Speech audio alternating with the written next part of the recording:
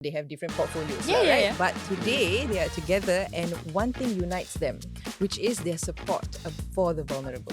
Is there like a mismatch between the statistics that is presented and also the everyday struggles of Singaporeans, especially the lower Right. wage? Yeah. Oh, the government made me go and work till I die. They wanted to make a heart.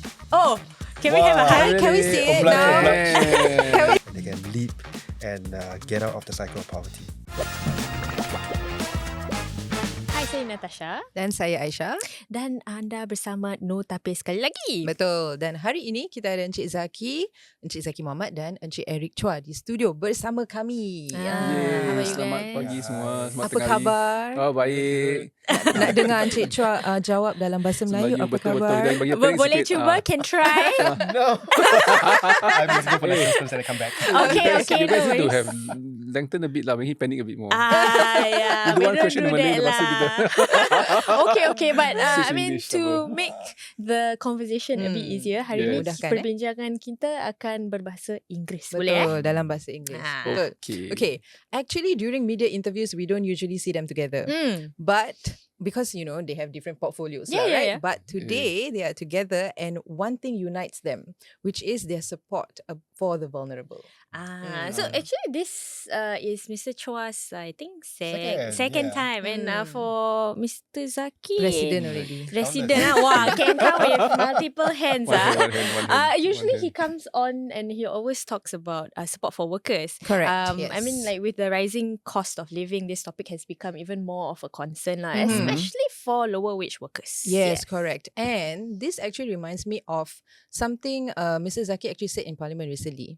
Oh, what did he say? During the Manpower Ministry's budget debate. So he said that even though the cost of living rose, the wages of lower wage workers also rose together. Means they are catching up. Correct. But the, especially with the introduction of PWM.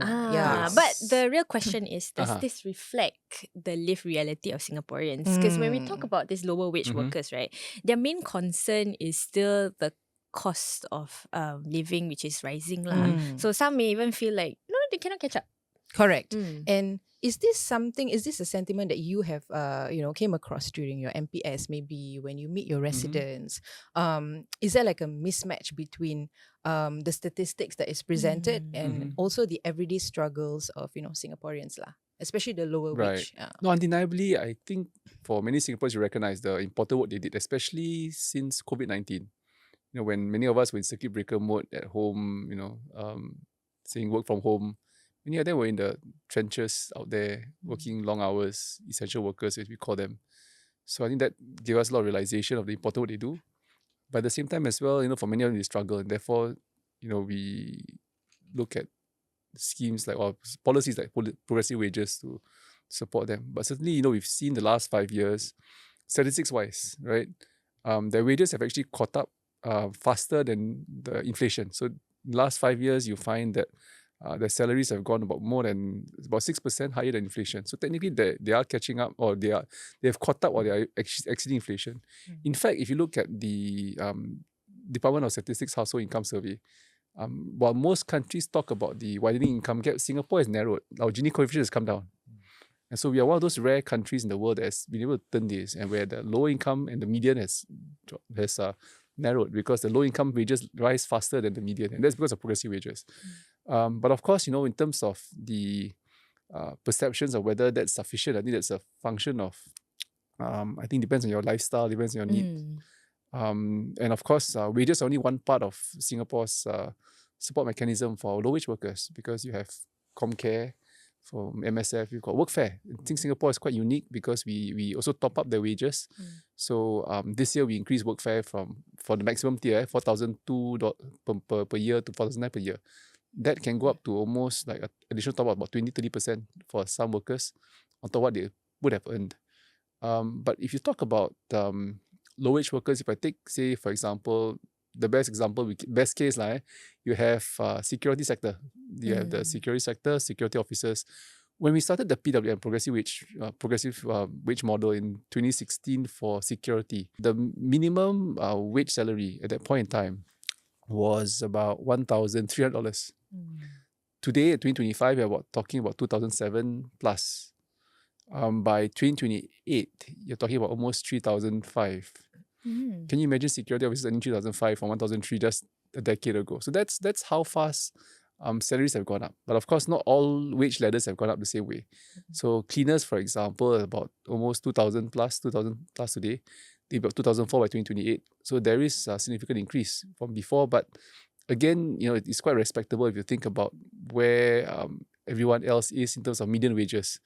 So these are ways in which we help, and across different sectors. If you've got cleaning, security, landscape, F&B, retail, admin jobs, drivers, waste management. So these are low wage jobs, but at the end of the day, there's still quite good dignity in many of them, because even if you look at security and cleaning today, the way the standards of the work environment, the standards have changed tremendously. So when we talk about progressive wages, it's not just about salaries. It's not just about top-ups through the work fair. It's also about how we can improve their work environment, train them, skill them, be more productive. So you can use technology as well over time. So this is where we hope we can make a change over time and improve work conditions as well. But have you came across these sentiments when you go, meet your residents, MPS, like you mentioned? To say you have you come across? Of course you have. But it's a question of what degree and what scale, right? There are many who are thankful because they've seen wages rise. I've seen even this morning when I was on air, and there were comments coming from members of public. They were quite thankful that with progressive wages, they've seen the salaries rise, and some of them are being employed even up to 70 plus when they way past retirement age, and they still feel quite thankful that they're in such, they've got employment and they've got good wages even at the age. So I think it's a mix. Depends on what your perspectives are. There are also others who face challenges because not because of the job per se or the wages per se, but because they may have a family with many kids and a lot more mouths to feed, or they have other challenges such as family member who's sick, ill. So therefore that puts pressure. So I think it's a question of circumstances, expectations. It's very different from the middle class. Low income families are not, you don't have that kind of high expectations like, I want to go holidays and so. It's very different perceptions. But low income families have got true needs, and especially when they face medical issues, challenges. Now then, of course, it becomes a bit more tricky, or you got caregiving responsibilities becomes tricky as well. Actually, this ties into a really nice flow into the next question. So he's my bro. I know how to pass the person. So actually, the Are you really saying to him already? You also nanu coming to him. Pass the baton. Pass the baton. Right. Catch the ball, man. So actually, now I have to throw the ball to Mr. Chua. Yes. So the government has also introduced, increasing the Comcare long-term assistance LTA rates from April 2025, and this has been announced in the recent budget, right? This means that one person household on the LTA will receive 760 per month, up from the current rate of 640, which is about $120 increase. Perhaps you can share, is this actually enough or not to support these families meaningfully? Well, first of all, different household archetypes would qualify for different amounts of increases, for instance. So you talk about one person household. Actually, there are also other archetypes like a 4-person, 2 parents and 2 young kids archetype. And the quantums that they qualify for will be quite different. I think there are 2 parts to these things here. So even before this April announcement, on a regular basis, we do review Comcare rates that's been given out, Comcare assistance rates. So what do we look at? We look at the list of prices from the Department of Statistics. We look at the basket of services as well as products that families would typically need to consume. So how do we come to a conclusion? We talk to stakeholder groups in the community. We also talk to experts in terms of nutrition, in terms of transport, and then we also work in the projected inflation rate. Yeah, because we review Comcare periodically, once every few years. So this is before April 2025 this year. And in April 25 this year, the significant difference is that we are working in an additional component in the Comcare, because based on research by local IHLs, we also found that what people perceive as part of basic needs has expanded over time. So we have worked in for 2 additional components. One is for social activities, because we do want families in lower income situations to also have enjoy a weekend out. We want them to have family time. We want them to build up their family bonds. At the same time, we also want them to be able to set aside some small amount for minor exigencies. So for instance, if somebody is sick suddenly, you need to get them to hospital, get a taxi or get a Grab or something like that. So those additional amount set aside in the comcare assistance will be useful. So I guess the question is not like how much is the increase, but whether it is enough to like propel them to be more self-sufficient, more improve their quality of lives. Yeah. But well, there's support given through comcare. Vulnerable families are currently being encouraged to be self-sufficient. One way is to actually encourage these lower wage workers to upskill themselves so that they can continue to be relevant in their jobs. So I guess another way is through the Skills Future job seeker support scheme, where you also support them when they don't have jobs, basically, and they want to upskill. Okay, but that's the safety net. I would go the other way around first. I would say I would look at things like workfare skill support level up scheme, because ultimately, as we did for progressive wages, you want them to push up salary ways, but there's a limit to how you can push up for particular jobs. Say for example, if when we increase the progressive wages of workers, for example, the cost does go up. And of course, even with government support and government's intervention, you'll find that ultimately there's a limit to how much the market can pay for each job. But of course, through progressive wages, when we negotiate such salaries, we try to maximize the amount that they can earn from their job. So security, we think by 2028, you can earn up to 3,500. So, and it will not affect your livelihood and it will not affect the company. You will still survive. But you push up any higher, there may be implications. But what does it mean? It means basically, at a certain level, we want our workers to also be able to go on to the next job, to be able to jump to the next qualification if they can. And therefore, the workfare skill support is one way in which we want our workers to have better qualifications. So today you might be, even you may not have cleared your post-secondary. I want you then try for your IT cert. If you have your IT cert, I want you to try for your diploma. If you have a diploma, I want to try for you for a degree. So this is one way in which you want them to upgrade, upskill, so that you can move on to the next job and provide better for the family. So if you think long term, in the old days, we will say, okay, low wage workers, again, fully understand. It's tough for them because every time they take leave or they have to care for someone, it's very hard because it's not like us, middle incomes where you have savings, you can go for your master's degree or some upgrading, then you have less impact on your incomes. So for low wage workers, it's tougher, and therefore the allowances help. So through the workfare skill support level up program, you are able to get up to I think 18,000 a year allowance, and you can go up to 2 years if you want to. So this is where we want people to get full-time qualifications, either a IT cert, a diploma cert, a degree cert, because ultimately these are where the impact will be. Of course, today you can already use your Skills Future to get certifications, but those are more to keep yourself relevant in your jobs and maybe just to move to the next skills. But I think in terms of getting full qualifications, that will make a difference. And we do it full-time. You can also do it part-time and you still get allowances. So part-time, we know certain times you got to get off work, some of you are on daily rated, so you have to take some sacrifice. But part-time, we allow it to, and you can get up to $300 a month extra. So these are ways in which we want to support our citizens to be able to upgrade themselves and be relevant. Because ultimately, for many of them, the runway is long. And then if you're above 40, you can go for the Skills Future Level Up program. That one goes up to 72,000 over 24 months. And you will tell you that is quite substantive in terms of investing most of our mid-careers, mature workers, to go for second round. Because if you think of careers, we go to school for almost 20 years.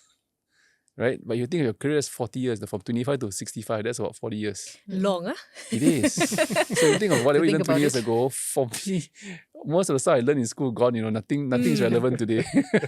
Everything has changed, right? Your industry has changed, needs have changed.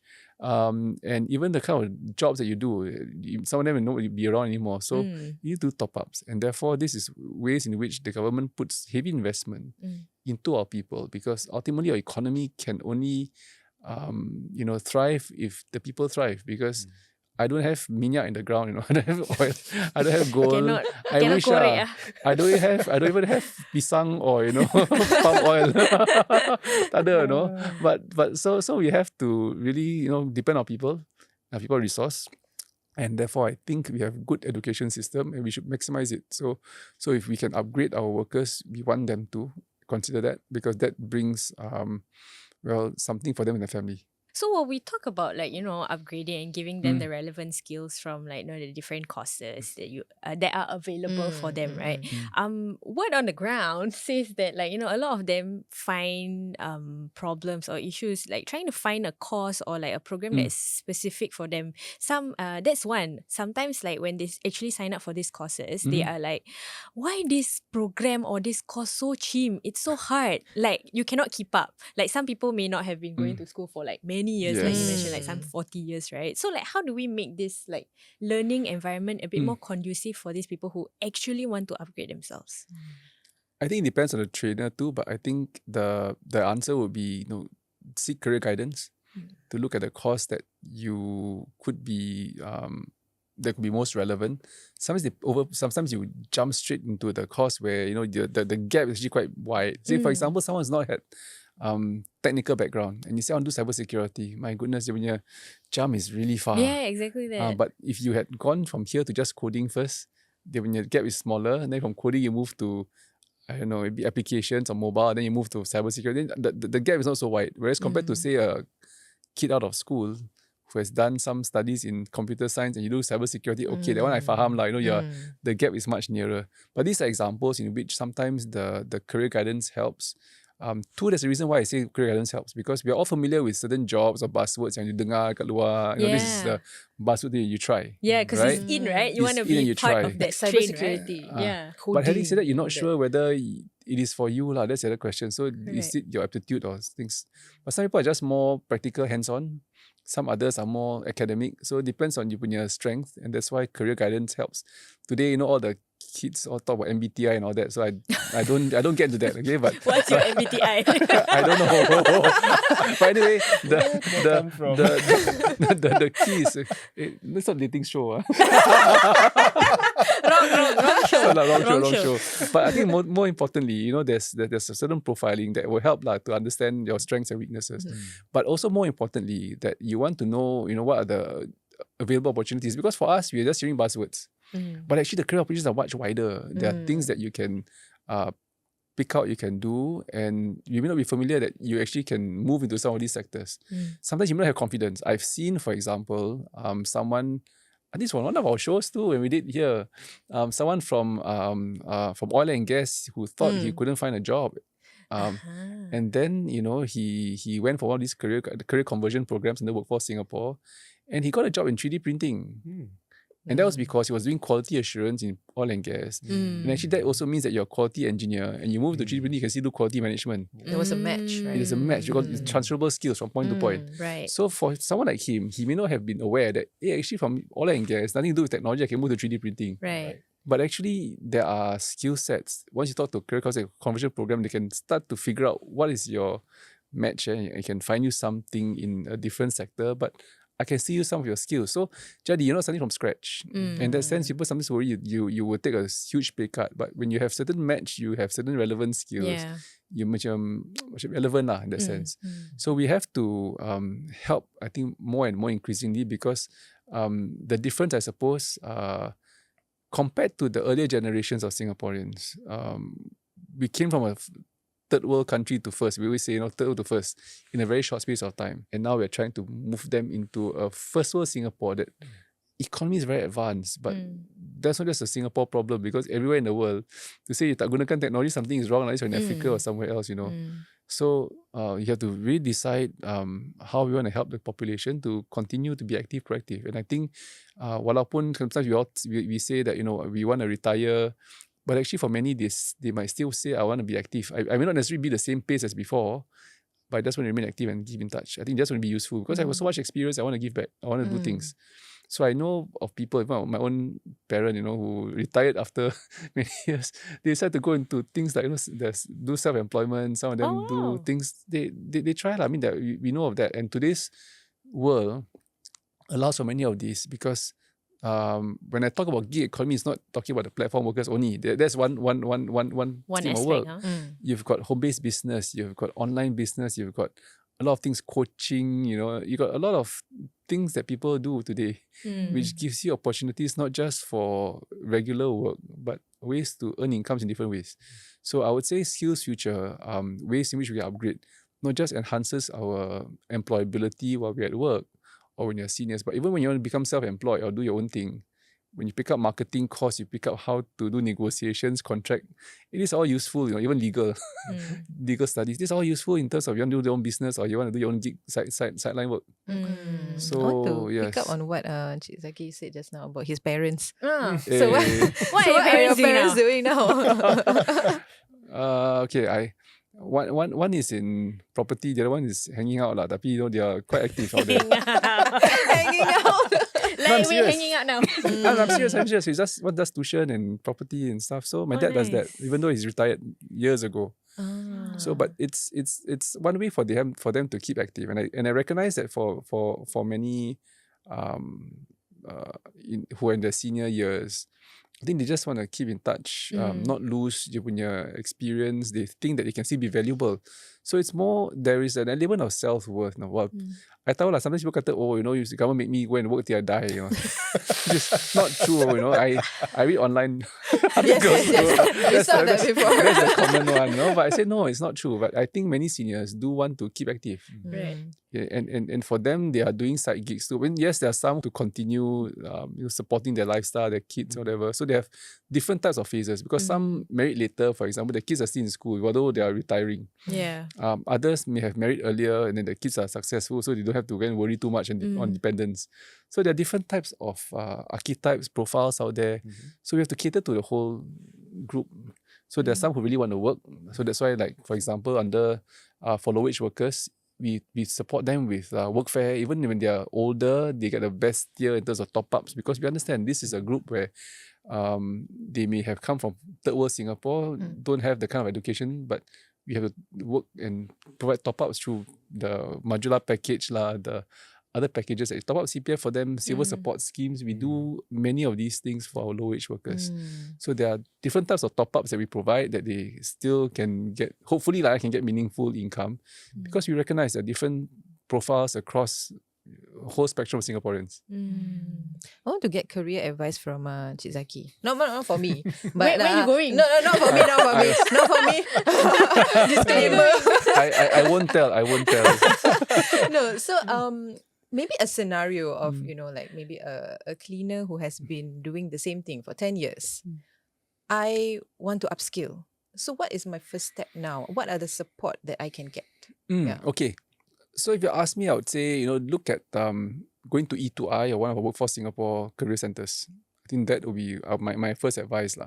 Most people will ask for job matching straight out, but I would say ask for a career guidance counsellor. Ask them, if I want to upskill, I still got runway, what kind of skills, what kind of career conversion programs I can do. Today, there are about 100 career conversion programs across 30 sectors, thereabouts. What it means is that there are about many sectors, there are growth sectors, and you can think about how you can move into some of these sectors. Recently, I had one platform worker come to me, ask me, hey, nowadays you heard security pays better. How can you move to security? I say, okay, good. Then there's creation programs that go into here, and then you have to take certain security licensing courses, and then you can move into that. So, there are ways in which you can cross-pollinate, but at least, there's opportunities today. I think the only things that most people will go and asking, I just want to job match because I just want to get a job as quick as possible because I understand they have commitments at home. But that's where the job support scheme comes in. Because so when you asked me earlier on the earlier question, I said that's a safety net. The reason why we put this in, it's a way to give them a bit of breathing space for about 6 months. You get about 6,000 over 6 months. Of course, you get more in front just to support you in overtime, so that you can take a step back. Look for career guidance while you do job matching, and you can find the right job. Often, I know for low-wage workers, when they lose a job or they get retrenched, even for middle income workers too, when they lose a job, they get retrenched. first thing to do, they jump at any job they can get and fully understand it's survival instinct. Yeah. You're trying to, you got a family to support, you got home to pay for, expenses. So people jump at the first job that comes by. And then you don't necessarily take the best one or best option. You just gasak satu, you take, and then basically something take pay cut, then you can grumble, okay lah, no, it's like Something that. safe lah. So not so good. But you want them to take a step back, see what programs work. And therefore, as you look for job matching, you can look for career conversion, you can look for upskilling opportunities. Some of these are quite significant. You get about 36,000 a year, 36,000 a year. That's about 3K a month. For as maximum tier, of course, it takes about 50% of your salary. There's a certain criteria to it. But that is quite a significant investment to do, even full-time, to move into something else and get the proper degrees. Okay.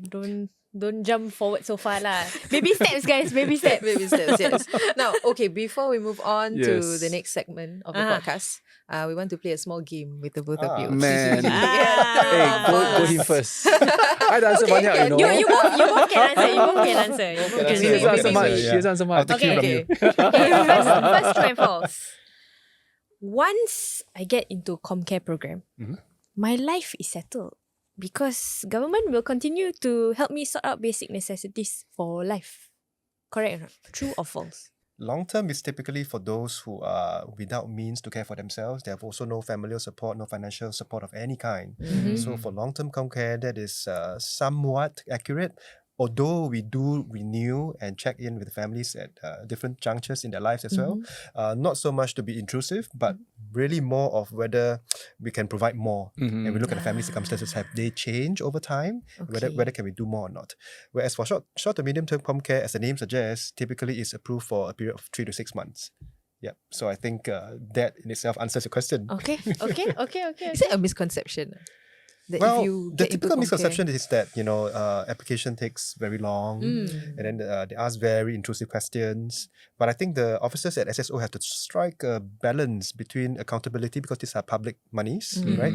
And also caring for the family, because sometimes we ask more questions, not because we want to be kaypoh, right? But because we want to know about the familial conditions and what else we need to, harness or leverage for the family. So for instance, we might, recommend or refer the family to, or any of the family members to E2I or Work for Singapore for employment support or other support that they might need. So it's more to look at the family from a more holistic lens. Yeah. All right. Okay. So it's false. false lah. False lah. Depending lah. If you get the Just short put up depending here, lah, true depending or lah. false, true or false. Press the button. Yes. Next time I bring button for you. Okay, the next First the press get a statement. price tag. Or you can do your own sound effect like that. Okay, next statement. I'm a low wage worker who is a mother with 3 kids. Uh-huh. If I decide to take a leave from work and take up courses, I won't have money to, sustain myself and my family. True Well, or if you take the false? workfare skills support program I just told you just now, you've been paying attention, answer is false. Yeah. Pay attention. Need to ask her. Pay attention. That question was for me lah. Yeah. Testing. This one testing. So we can cut out this part. Yeah. Cut out and then put on Yeah, top. as teaser. Okay, the third one. Uh, I lost my job involuntarily and applied for the Skills Future Job Seeker Support Scheme. I am not eligible for other support programs from the government. Not true. We want you to get other programs too. This is just a stopgap measure. False. Alright. Okay, all 3 cleared. Next time just press TFF. They started explain. True, false. Okay, so maybe on to the next segment. Okay. We've touched on support for lower wage workers and a bit on the financial support for lower income families. So after Comcare, Comlink Plus was launched in 2023 and rolled out last year for family in rental flats. And with Comlink Plus, we see support that encompasses a more long-term and holistic support. This even includes debt clearance. Debt clearance, So By I want to hutang. ask, actually, what is the thinking behind this? Like, why include, why the need to help them with debt? Yeah. Actually, if you talk about Comlink Plus, it really gets me very excited because I can see. We Yes. love that. because we are talking about a shift in our model of support. In the past, where we do Comcare and other forms of assistance, we're talking about social assistance, we're talking about providing for basic needs. But once you talk about Comlink, actually Comlink was started in 2019. In 2023, when you mentioned, last year and all, we actually bumped it up to Comlink Plus simply because we had put in a few other features. So what is Comlink? Comlink actually refers to us working on a proactive basis with families with youth and children who are living in public rental flats. That was how Comlink got started. That's how we define families that we were working with at the start. What do we have working in Comlink that is different from the past? We do have a set of family coach plus volunteer befriender. So they proactively reach out to Comlink families to try to ask them, hey, do you want to work with us to try to improve your family circumstances?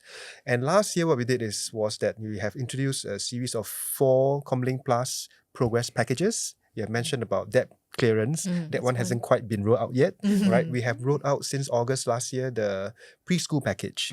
Now, what is this preschool package and also what are these progress packages? What we want to do really is to incentivize and provide financial top-ups for low-income families who actually take action. Take concrete steps to change the way things are around in the family. So for instance, we know that education is the biggest leveler in any society, right? For any family to break the cycle of poverty, actually for the next generation, the best is to invest in education.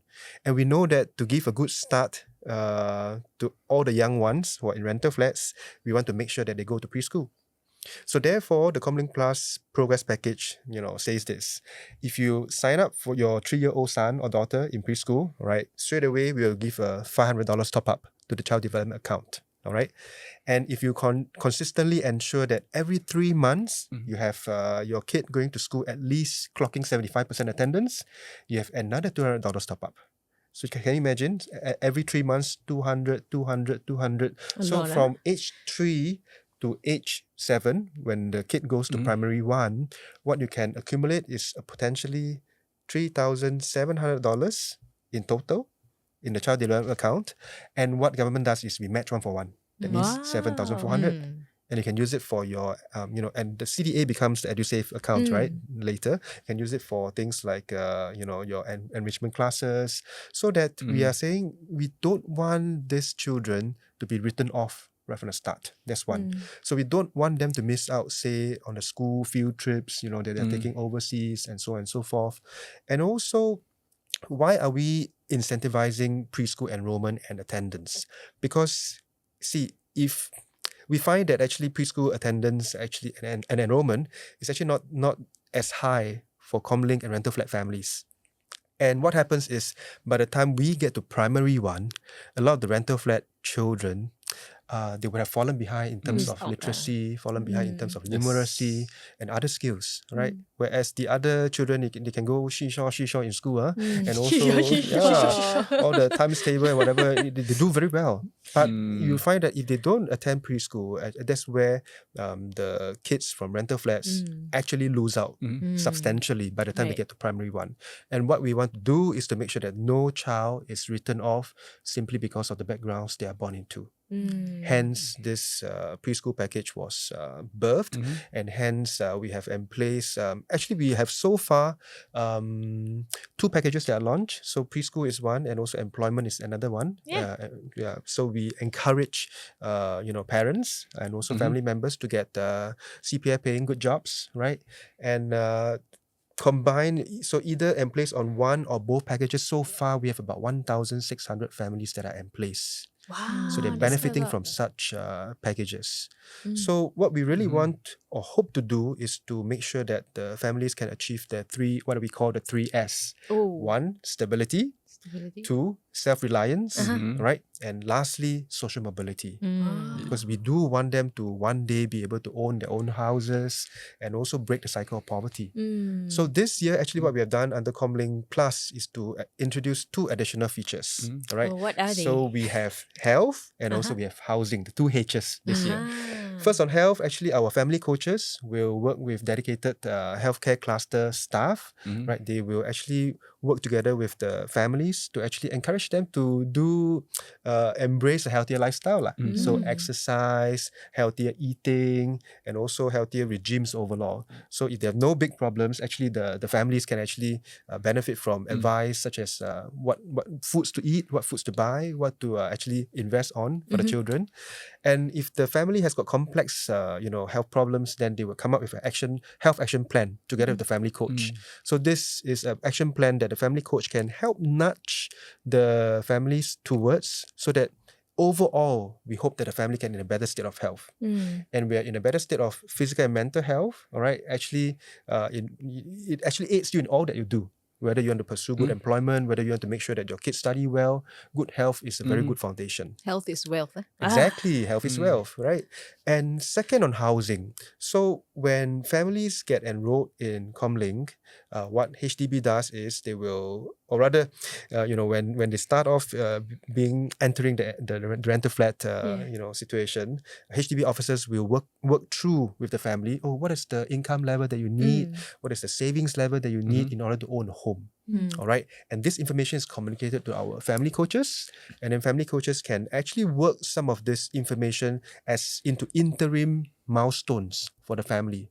Because what the family coach will do with each family is that they will look at the strengths, look at the challenges, and also look at the aspirations of the family, and then work out what are the mid to long-term plans. We call it the action plan for the family.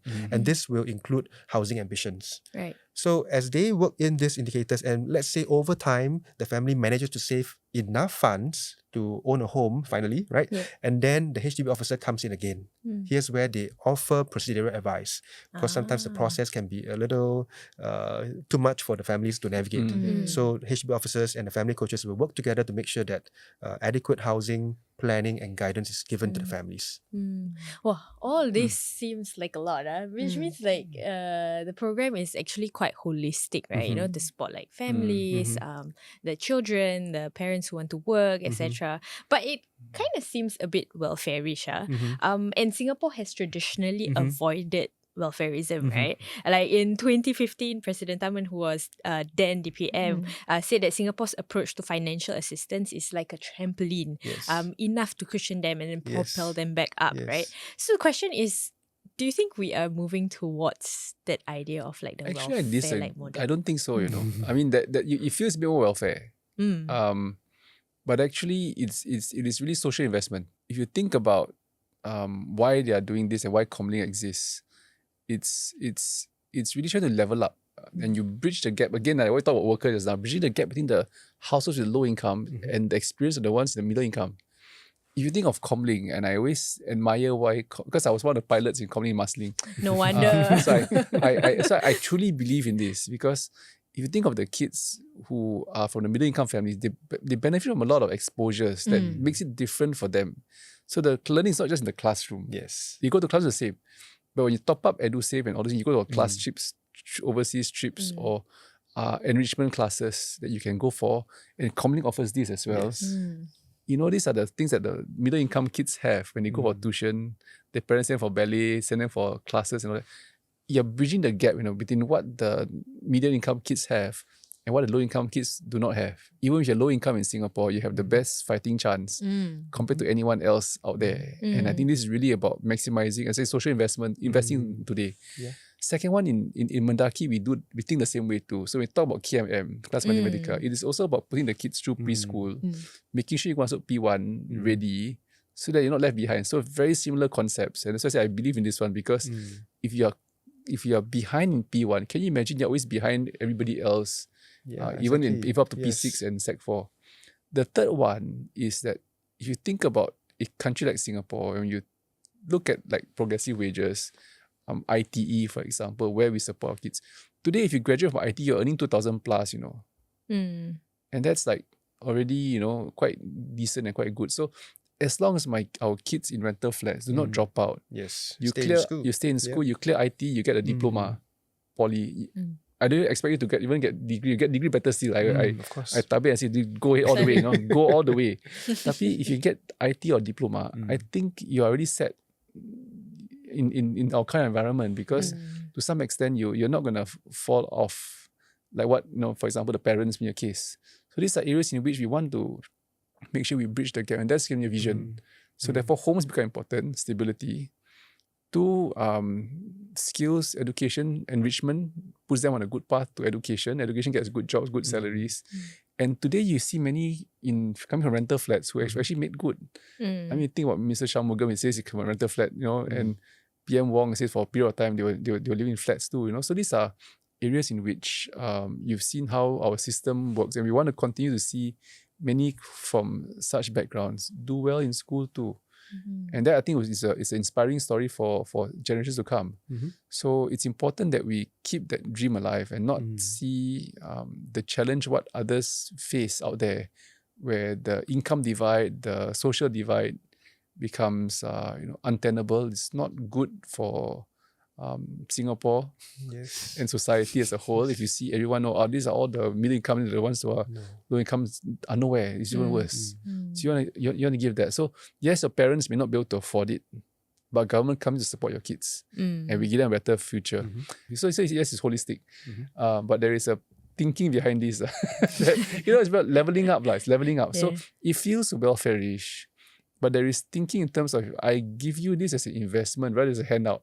It's different. Welfare as a handout is not good for society. Yes. Okay. Because I'm handing out, then just I take, then cannot take. But if I'm investing into you to make sure that you can do better, enrichment, home stability, I think it's worth the money. So it's interesting that they raised the example, the metaphor of the trampoline, right? Yeah. Because for the trampoline to work, somebody must first jump. That's true. So the family must first make the effort. And what we are trying to do is just put in more spring into the trampoline. So that when they jump, when they put in effort, they can jump higher and they can leap and get out of the cycle of poverty. Okay. But trampoline, when you jump, you also come back down, what? Well, there will be ups and downs. We can't expect all families to be moving in one direction linearly. All right, there will be a bit of this graph won't be like that, all the way. It will be like sometimes like stock market, ups and downs. But throughout, that's life, right? That reflects life as well. So, but whatever it is, family coaches and MSF and the SSOs will journey with the families to make sure that they get the support that they need. Some of these are long-standing, not easy to deal with. So when I've been to some of these rental flats, I ask myself this question: how come they are here for 10, 20 years? Why is it 10, 20 years they're still here? They're not improved. Yeah. Then the goal has to be: if I can't change the parents when your outlook, I must change the children's outcomes. Yes. That one is a minimally something that you have to really think about. And I think programs like these, what I say I believe in, because minimally, if the goal is that if the kids don't come back here, the kids can get out of this, then we have succeeded. But there have also been stories on the ground, like people in rental flats, they get too reliant on assistance. And they don't want to work because they say, if I work, if I find a job, then I need to move out from this rental flat, or I need to pay more for this rental flat. So do you think, this kind of help, is there a risk that it might curtail their, self-motivation? And that's why I say comlinks is different. It's not a handout. It's social investment. Yes. So the worry I have is that handouts causes that you have handouts. No skin in the game. No skin in the game. Yeah. In this, So the constant follow-ups prevents this. Follow-ups, and also the families must take action. They must take concrete action to show that they are worth it. So for instance, I talked to you about the preschool package, right? So 200 comes after 3 months of good attendance. 1 quarter of good attendance. And the next 200 will only come after the next 3 months of good attendance, and so on and so forth. So there must be a consistent, persistent effort on the part of the families to prove that, hey, I'm worth it. So let's go with the Comlink Plus progress packages. Okay. So it's not a risky investment. Well, I think it's one that there we is have on us invested. government because you're investing into that. Yes. But it's something we're hoping that they succeed in life. Yes, Because exactly. if you make it work, the kids whatever we have benefit. pumped into Comlink Plus is not just government monies. It's also an amalgamation of corporate donations, all right, community organizations. We do have quite a number of these well-meaning organizations pumping in quite a lot to the progress packages funds. So it is essentially actually an exemplification of Forward Singapore, because it's government, corporates, community organizations, even individual volunteers. Because don't forget, beside the family coach is a volunteer befriender. Yeah. So it's everyone pitching in. Yes. So we try lah. I mean, so Mendaki layers it with KMM. Then after for them, when the kids go to primary school, they go to Mendaki tuition program. So you layer some of these to try to help the kids succeed. So like I said, if the parents, have difficulty with changing the perception, but I think if you can save the children, build the next generation, I think it's a good investment. I mean, you talked a bit about like, the difficulty in like changing the mindsets of these parents, right? So how do you actually like, push them? I wouldn't generalize all parents. I think that most genuinely want to find a way out. I think most generally, if they have a choice, they would not want to be there. Right. Right? And especially younger ones, I always find that actually for many of them, they're educated. So actually you have more you have more potential than say someone who's been there for 20, 30 years and is in their old age, for example, and they were born in a different era where they don't have education. So there's two types. So I think there's element of that. And young parents, I think if you get them good jobs, you help them to upskill, I think there's potential. And also when we enroll the families in Comlink, we often interview them, the family coaches interview them, and we find that even though sometimes the circumstances that the parents are in are not ideal, actually many of them do care for and want their children to succeed. Yes. So many of them do place a premium on the children's education, what foods they eat, and what crowds they mingle with, because they do understand that, well, even if I don't have a great chance, I do want my next generation, I do want my son, my daughters to do well, do better than I do. And I think that's consistent, not just in rental flat families. All parents want that for their children. Yes. So earlier on, we spoke a little bit about homes, right? So in budget 2025, the Fresh Start housing grant has been increased to $75,000 and is eligible for families who are first-time home buyers, and it will allow the purchase to be like short lease flats. This means that they would be able to purchase homes at a shorter lease and are more affordable, right? So how will MSF be working with HDB to support this Comlink Plus families' home ownership aspirations without them like using up all their savings and like skimping out on like basic necessities? Family coaches will work this into the family's action plan, so they have the interim goals being set up, because sometimes to go all the way one shot, it's going to be very, very hard, right? So like the conversation we had earlier, we want to make it progressive. I think that's a key word here, right? To make it bite size, so that in a nugget size kind of way, you're able to take one baby step towards your longer term goal. I think that's what they'll do. And at the same time, once the family hits almost the green light, that means you have amassed enough CPF, enough cash savings to buy your first flat under the new Fresh Start enhancements, actually the HDB officer will come in to help them with the procedural applications. So that's how it works. But I think the family coach, as they go through this conversation with the families, they will balance some of this home ownership ambition with the other needs in the family. Education, the need for sustained employment, the need to watch the health of everybody in the household as well. Okay, actually today I'm loving the chemistry between our two guests. Oh yeah! Wow. Yeah, and just now, No. Mr. Zaqy actually said they wanted to make a heart. Oh, can we have a Can, hug? can we see it now? Can we see it now? Okay. Sweet, so cute. This bromance is very romantic. Yes. No, but really the chemistry just like, it's a There's a tag flow. team, Everything right? just Yeah, flows. there's a Yeah, flow. that's wonderful. Yeah. Tag team. So I think we have talked about a lot today. Is there anything that the both of you want to add to, this topic that we're talking about today? I think one part that probably is we can improve in our community is really financial management. I think a lot of them end up in rental flats also because of poor financial management. Either they sold off property and didn't know how to get back in. To some never knew the understanding of why we have a policy for home ownership and not so much just rental, so you can build assets for long term. So these are things in which they lose out because they're not into home purchase, home ownership. So this is where we're trying to nudge them back into the game. But I think if you think about all the policies we've spoken today, it's really shows that how Singapore has changed progressively, because the environment has changed. People will tell you, you're right, when you first started saying, hey, the cost has gone up, but our salaries have also gone up. But that's also because this is a function of being a developed country.